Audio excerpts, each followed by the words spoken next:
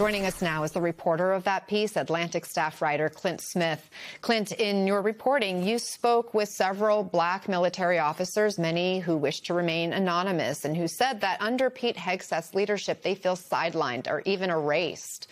What is it like to be black in Hegseth's military right now? What did they tell you? Thank you so much for having me.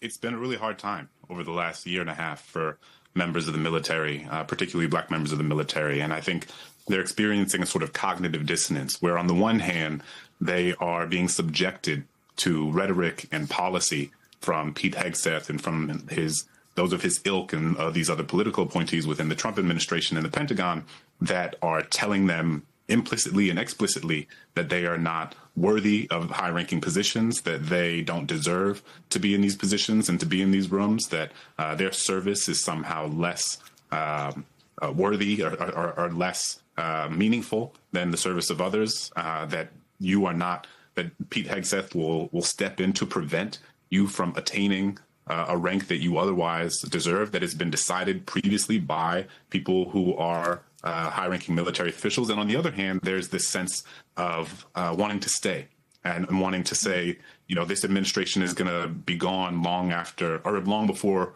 we are going to be here much longer than the administration will. And we have a responsibility to stay. And so I think there's this tension between some wanting to leave and retire early and then also wanting to stay and make sure that they protect everything that they've built. Yeah, and to affect change, you have to sort of stay in the game mentality, it sounds like. I know one retired officer that you spoke with, Colonel Gerald Curry, who spent 27 years on active duty in the Air Force and another 15 years in the civilian role at the Pentagon. He expressed deep concern about the direction the military is heading. What did he tell you changed once Pete Hegseth became Defense Secretary? Yeah, so Dr. Curry, along with so many others, talked about how they would step into rooms and feel this sense of there's always been, to be clear, a sense of question of whether people belong in the room, and as long as black people have been in the military, but it's taken on a different texture in the context of this administration. And for Dr. Curry, the sort of straw that broke the camel's back was when he was told that there were certain books that were going to be taken out of these military academies, out of the Air Force Academy, out of West Point, and so many others.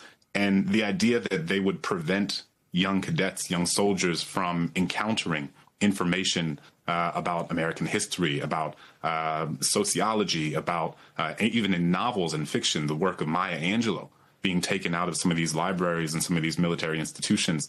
And for him, that idea that you would remove books with certain ideas that are meant to render the world and meant to render America a more complex and more honest place is the opposite of the sort of preparation one would need in order to go out into the world and serve on behalf of this country.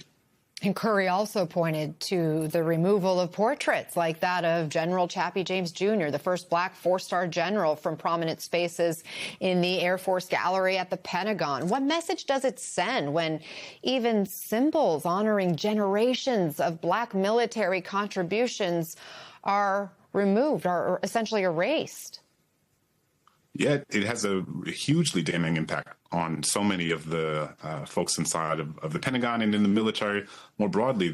I begin the piece talking about Chappie James, as you mentioned, because in many ways he sort of represents the intergenerational impact that black soldiers have had on the military. Many of the soldiers and officers that I spoke to are people who've been in they are the second, third, fourth generation of people in their family to serve in the military. Their ancestors served in the Civil War, in World War I, World War II, Vietnam, Afghanistan. And so when they walked past the portrait of Chappie James, what they saw was a manifestation of that history, somebody who personified and embodied the commitment that this country or that black soldiers have made to this country, even when this country has not made that same commitment to them. I can't help but wonder what this means for recruitment and retention of service members and whether this essentially is making America's military less effective. It absolutely is. And it's a huge concern to many of the officers that I spoke with. They've, you know, for a long time, black soldiers, black officers have served as mentors to the younger cadets and younger folks coming in, younger enlisted soldiers, but now I've been told not only are they losing so many officers who are retiring early because they don't want to be subjected to the policy and rhetoric that suggests that they are somehow incapable, less intelligent, less well equipped to do these jobs, but they're also seeing that people who otherwise would have considered coming into the armed services are looking elsewhere. And this has a huge impact not only on the military, but the U.S. military has been one of the greatest catalysts of social mobility for Black Americans throughout history: economic mobility, social mobility, political mobility. And to have not only these officers extracting themselves because they can no longer stomach being complicit in what it means to be part of Pete Hegseth's military, but also the idea that there are thousands of young men and women who are deciding not to enter the military in a way that might provide a level of social mobility for them and their families, has a real impact on the sort of landscape and ecosystem of Black wealth, income, social, and political power in this country.